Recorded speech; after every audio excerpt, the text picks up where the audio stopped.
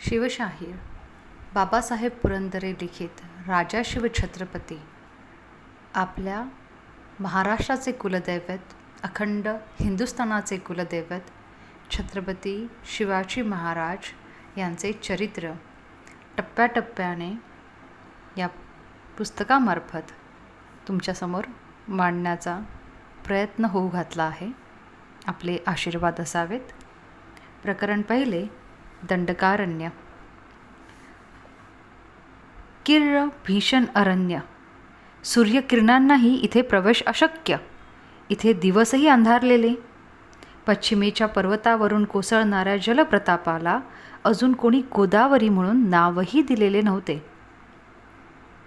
कोण देणार? कोणा मानवाने हे दंडकारण्य पाहिलेले नव्हते. दंडकारण्याने मानव पाहिलेला नव्हता. या जलप्रतापाची वाढता वाढता नदी झाली होती.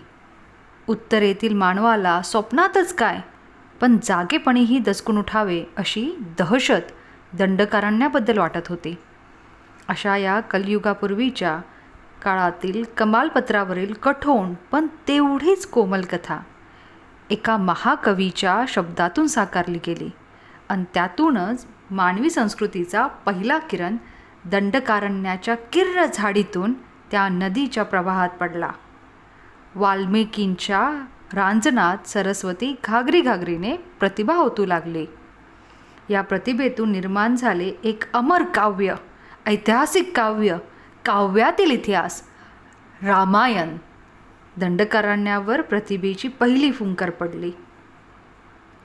व्रताकरिता वनवास पत्करून अयोध्येची राजा राणी सोन्याच्या पावलांनी अन्वानी दंडकारण्यात आली.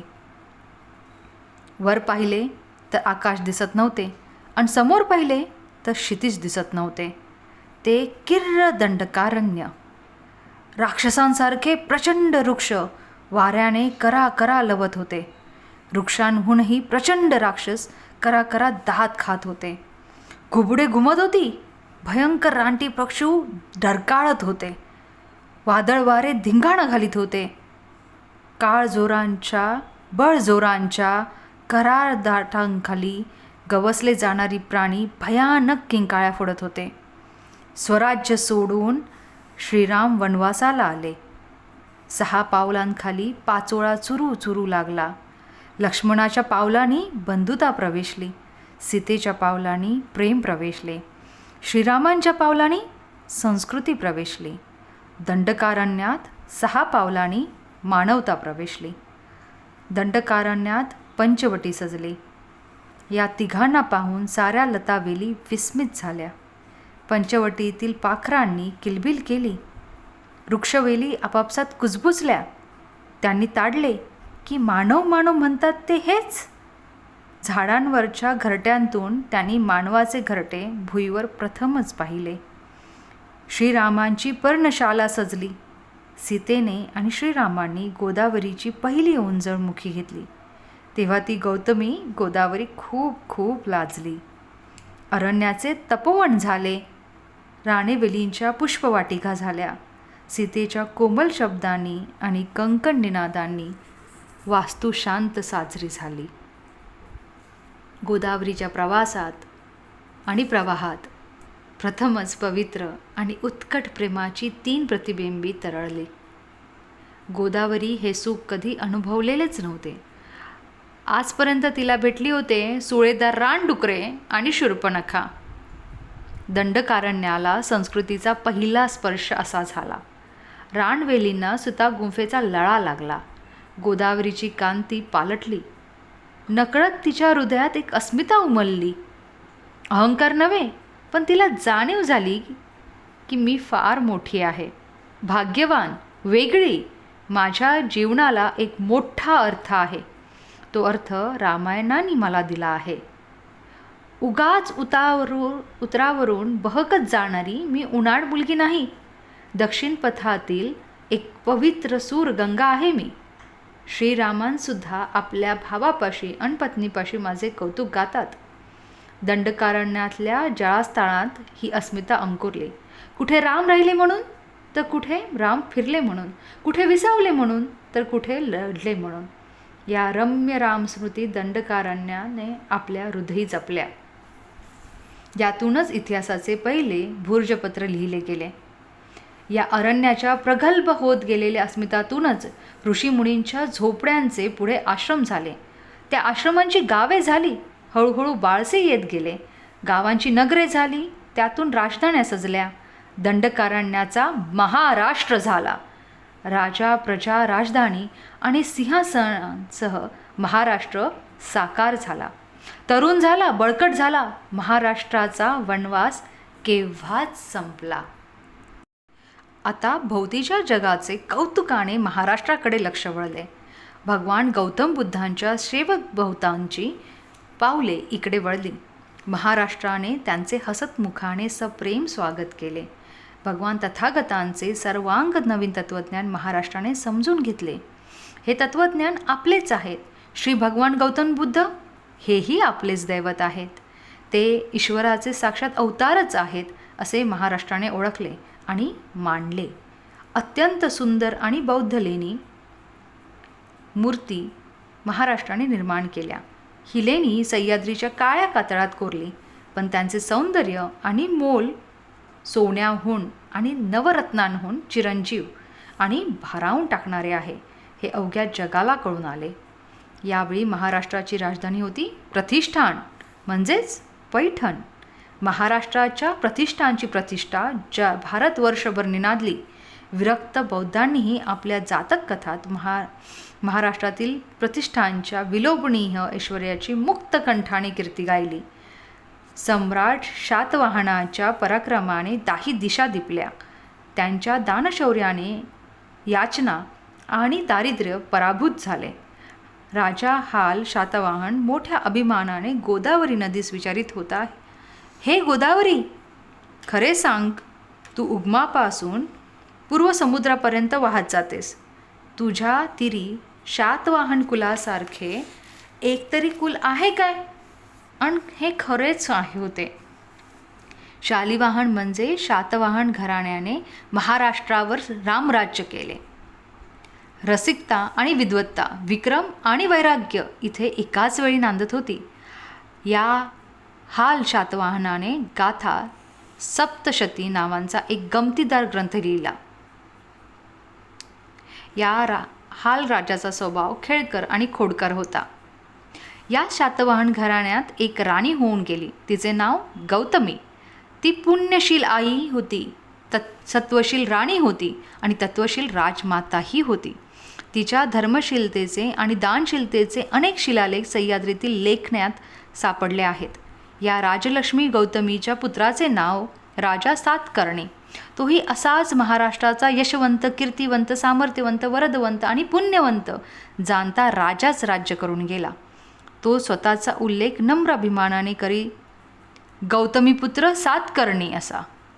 हाल शातवाहनाच्या अतिशृंगारिक गाथा सप्तशतीपासून विज्ञानेश्वराच्या याज्ञवल्क स्मृतिटिकेपर्यंत महाराष्ट्राची चपलांग लेखणी प्रसन्न नृत्य करीत होती. अन त्रयोदश गुणी तांबूलही चवीने सेवन करीत होती. तांबूल म्हणजे विडा. युआन चॉंगसारखा चिनी प्रवासी महाराष्ट्राची स्तुती गात होता. हा महाराष्ट्र आणि मराठे सर्वांच्याच ओळखीचे झाले होते. उद्योतसुरी नावाचा एका जैन पंडिताने सूक्ष्म दृष्टीने मराठी अंगरकांचे कौतुक सांगताना म्हटले की मराठे देहाने दणकट आणि रंगाने सावळे आहेत, सहनशील, अभिमानी आणि भांडकुदळ आहेत, अन दिल्ले घेतले अशी भाषा बोलतात. हे वर्णन आहे 9व्या शतकातले, इसवी सन 777. महाराष्ट्रात दिग्विजयांचे युग सुरू झाले. धर्म, शास्त्रे, तत्त्वज्ञाने, कला, विद्या, शौर्य, औदार्य, चातुर्य अन प्रत्येक विषयात सौंदर्य विकसित होत होते. चतुरंगसेना सज्ज झाल्या. पंडित सभा तत्वमंथन करू लागल्या. अभ्यासाशिवाय बोलायचे लिहायचे नाही अशा व्रतानेच पंडित वर्तू लागले. कर्तृत्ववान वनगटातून आणि मेंदूतून इतिहास घडू लागला. शूरांनी, वीरांनी, कवींनी, राजांनी, मुत्सद्यांनी, पंडितांनी, शेतकऱ्यांनी, शिल्पकारांनी, स्त्रियांनी, संतांनी आणि सेवकांनीही मोठ्या भक्तिभावाने, परिश्रमाने आणि हौसेने महाराष्ट्र सर्वांगी सजविला. शातवाहनांपासून शिलाहारांपर्यंत आणि वाकटांपासून यादवांपर्यंत अनेक राजघराण्यांनी इथे धर्मराज्य केली. वाकाटक, राष्ट्रकूट, चाकुल्य, आभीर, सेंद्रक, कलचुरी, कदंब, निकुंभ, यादव आणि सर्वच राजकुलांनी आपल्या राजकर्तव्यांचे माप महाराष्ट्राच्या पदरात पुरेपूर ओतले. इथे कवींनी कालकैलास निर्मिले आणि शिल्पकारांनी काव्ये कातळात कोरली. शातवाहनांपासून देवगिरीच्या सम्राट महादेवराव यादवांपर्यंत प्रतिपन चंद्रलेख महाराष्ट्राचे वैभव वाढतच गेले. इसवी सन पूर्व 200 ते 1271 वैभवाच्या प्रसादावर कळस चढविला महादेवराय यादवाने. उणीव कुठेच उरली नाही. हा महादेवराय महारुद्रासारखा शूर होता. श्री पृथ्वी वल्लभ, द्वारावती पुरावधीश्वर, परमेश्वर अशी त्याची बिरुदावली होती. त्याचा यमासारखा दरारा होता, पण त्याचे मन आईच्या मायेचे होते. तो नीतिवंत होता, प्रजा त्याच्यावर अपार प्रेम करायची. तो शूर होता, पण क्रूर नव्हता. त्याचे राजव्रत होते. प्रतिस्पर्ध्यांच्या बायका मुलांवर आणि शरणागतांवर राजा महादेवराय शस्त्र उगारित नव्हते. हे त्याचे व्रत ओळखूनच माळव्याच्या राजाने आपल्या सिंहासनावर एक लहान मूल बसविले होते. आंध्रचा राजा तर याहून दूरदर्शी. त्याने आपल्या सिंहासनावर रुद्रांबा नावाच्या स्त्रीलाच बसविले. असा होता मराठी यादवराजाचा दरारा. त्याचे वैभव तर रत्नाकरासारखे अथांग होते.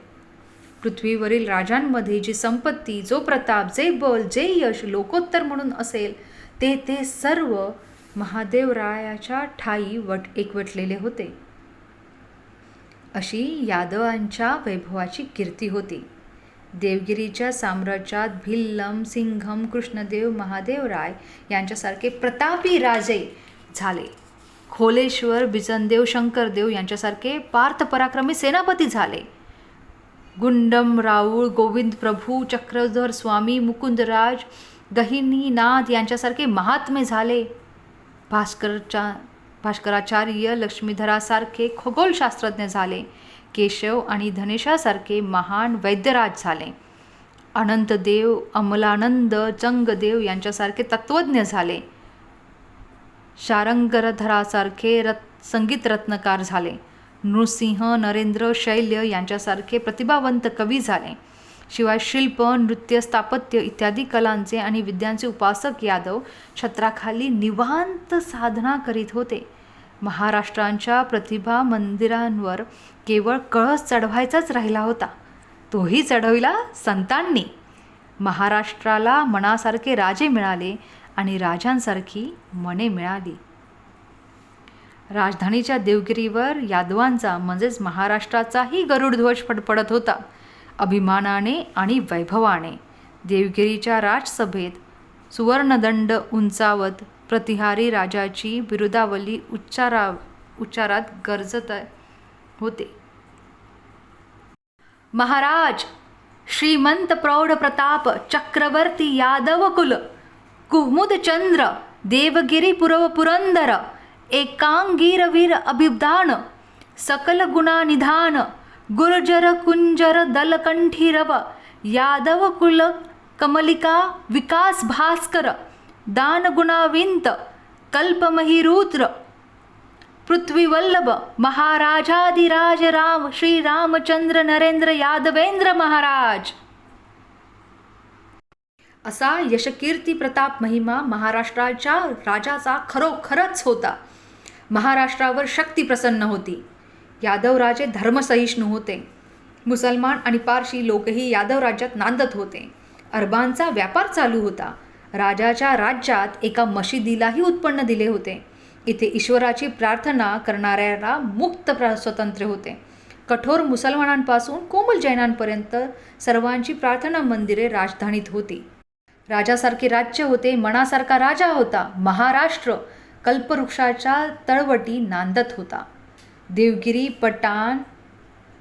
पैठण, सिन्नर, धाराशिव, मेहकर, वाशिम, नरधर, नाशिक, कराड, कारवीर, गोपणपट्टम म्हणजेच गोवा, दिवे आगार, नालासोपारा, अंबरनाथ, भद्रावती, कल्याण इत्यादी अनेक नगरे सौंदर्य संपन्न आणि वैभव संपन्न होती. त्यात त्रिमाडी ढळकाणारे म्हणजेच 3-3 मजली घरे असंख्य होती. मोठे मोठे वाडे, अप्रतिम राजप्रसाद, मंदिरे, अतिसुंदर विहिरी, तलाव, नद्यांना घाट, शिल्प सौंदर्य तीळ नटलेले होते. भिंतींच्या दगडांवर कोरलेल्या नक्षीवर काळ्या पाकळ्यांवर हात फिरवला तर उर्वशीच्या गालावरून हात फिरवल्यासारखा भास व्हावा आपलं मन मोहरून जावे अशी मराठी छन्नी हातोड्यांची शृंगार क्रीडा होती. कलावंतांनी इथे दगडांना हसायला लावले, नाचायला लावले, रुसायला लावले लाजायलाही लावले. पृथ्वीधर नावाच्या जैन श्रीमंताने देवगिरीस एक प्रचंड आणि सुंदर मंदिर बांधले होते. हे श्वेतांबरी मंदिर देवगिरीचे एक भूषण होते. देवालयांच्या मेहकरांच्या, शारंगधरांसारख्या, शेंदुर्णीच्या, त्रिविक्रमासारख्या, पैठणच्या नृसिंहासारख्या, इचलपुरीच्या कार्तिकेयसारख्या, कराडच्या उत्तरालक्ष्मीसारख्या, तुळजापूरच्या भवानीसारख्या देवदेवतांच्या अति सुंदर मूर्त्या पाहिल्या की स्वर्गातल्या अति सुंदर इंद्रायणी, मोहिनी, रंभा, उर्वशी आणि रती मदनांनाही लाजवे अशा देखण्या होत्या या मूर्त्या. पहिल्या दर्शनातच एक क्षण तरी रसिकांची समाधीच लागावी, मग भक्त आयुष्यभर तल्लीन व्हावेत यात आश्चर्य ते काय. कलाकारांना आपापल्या कलेसाठी कठोर रियाज तपस्यासारख्याच करावा लागतो, पण प्रथम जाळून खाक करावा लागतो तो अहंकार. या साऱ्या राजस कलावंतांनी अहंकाराचा वारा कधीच अंगी लागू दिला नाही. महाराष्ट्रातल्या बाजारपेठा श्रीमंत होत्या. लग्नात वहिनी रुसत आणि त्याही पैठणच्या भरजरी पैठणी करताच, अणव्याही रुसत पितांबर शेल्याकरिताच. अशोक सम्राटाच्या वेळेपासून पैठण आणि शूरपारक सारख्या बाजारपेठा नटून सजून गाजत होत्या. स्वराज्यातल्या घाटांवाटांवरही प्रवाशांसाठी पाणपोया होत्या, धर्मशाळा होत्या, अन्नछत्रे होती, घरोघरी नंदादीप होते, अंगणात तुळशी वृंदावने होती, झोपाळे झुलत होते, उखळ्या जात्यांचे गळे धान्यानी दाटून येत होते, दूध दुभते उतू जात होते, ताकाचे डेरे घुमत होते, गृहिणी गोग्रास घातल्याशिवाय जेवत नव्हत्या, कावळ्यांनाही दाराशी घास मिळायचा, घरी पाहुणा आला तर आनंदच व्हायचा. नद्यांच्या घाटावर धुनी धुता धुता स्त्रियांच्या हातातल्या गोठ पाटल्या जायफळासारख्या चिजायच्या. कुणाची लक्ष्मी सोन्या मोत्या वाचून रीती नव्हती, दाराला कड्या नव्हत्या, कुलपांची ओळख नव्हती, किल्ली हरवायची चिंता नव्हती, चोर शोधूनही सापडत नव्हता. संसार सुखाचे होते. वर्षातल्या 12ही पौर्णिमा लक्ष्मीच्या हाताने महाराष्ट्रावर चांदणे शिंपित होत्या. महाराष्ट्राचे कवी मागणीप्रमाणे पुरवठा करीत नव्हते आणि जे निर्माण करीत होते त्याचा बाजार मांडीत नव्हते. ते आचार सोडत नव्हते, लाचार होत नव्हते. प्रतिभावंतांची लेखणी तालासुरात नृत्य करीत होती. महापंडितांनी राजसभा गजबजलेली होती. त्यात नवलेही नव्हते, पण नेवाशासारख्या एका लहानशा गावात गोदाप्रवराच्या शिवारात ब्रह्मविद्येचा सुकाळ प्रकटला होता. प्रत्यक्ष सरस्वतीच तिथे एका लहान मुलाशी काव्यकल्पनांचा सारीपाठ खेळत होती. त्या मुलाचे नाव ज्ञानेश्वर. डाव ऐन रंगात आला होता. विणेच्या तारा झंकारत होत्या. ते ज्ञानेश्वर अभिनव वाणविलासाचे फासे पैजा लावून आवेशाने फेकीत होते. फेकता फेकता हात उंचावून गरजत होते, माझा मराठाची बोल कौतुके, परी अमृतातेही पैजा जिंके, ऐसी अक्षरे रसिके मिळवीन. महाराष्ट्र शारदा देहबाण विसरून नृत्य करीत होती.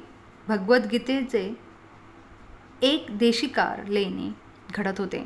शृंगारासारख्या मिजाजखोराची मिजाज पार उतरली होती. ज्ञानेशांचा शांतरस शृंगारांच्या माथी नाचत होता. इतक्या हळुवारपणे हा अमृतानुभव ती श्रोते मंडळी अनुभवित होती. शांतरसाबरोबर इतर रसांचाही थाट उडाला होता. अवघ्या 15-16 वर्षांच्या एका बाळाचे हे लाघव किती गोड, किती रसाळ, किती प्रेममय हो, सांगताच येत नाही. या ज्ञानेश्वरीतील एक इतरी ओवी अनुभवावी. ज्ञानेश्वरांची भावंडेही तशीच. एकाच तुळशी माळेतील हे मणी. त्यांच्या मनाचा आकार आकाशा एवढा, शब्दांची चव अमृतासारखी, त्यांचे लिहिण कुलीन लेखणीचे आणि वागणे शालीन सुनेसारखे. 16 वर्षांच्या ज्ञानेश्वरांनी, 14 वर्षांच्या सोपानदेवांनी, 12 वर्षांच्या मुक्ताईने आणि 18 वर्षांच्या निवृत्तीनाथांनी केवढे कौतुक निर्मिले. योगीराज चांगदेवांसारख्या महारुद्धासही या बाळांनी नम्रतेने शहाणे केले, मळे फुलविले, सुकाळ केला. ही बाळे शिकली तरी कधी? शहाणे म्हणवणाऱ्यांनी त्यांना छळले.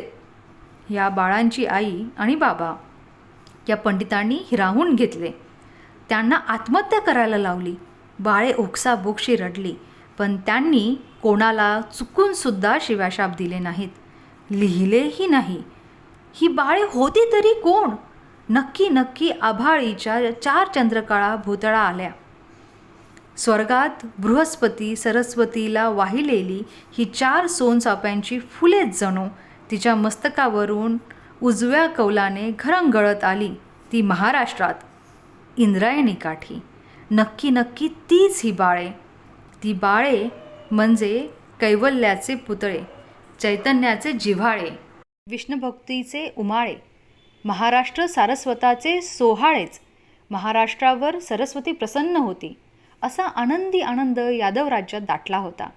देवगिरीला द्वारका म्हणावे की अयोध्या, असा संभ्रम पडे. अयोध्येच्या प्रभू रामचंद्राने महाराष्ट्राचे भूमिपूजन केले. सर्वांनी मिळून प्रसाद बांधिला आणि चंद्रवंशी यादव राजांनी यावर वैभवाचा कळस चढविला.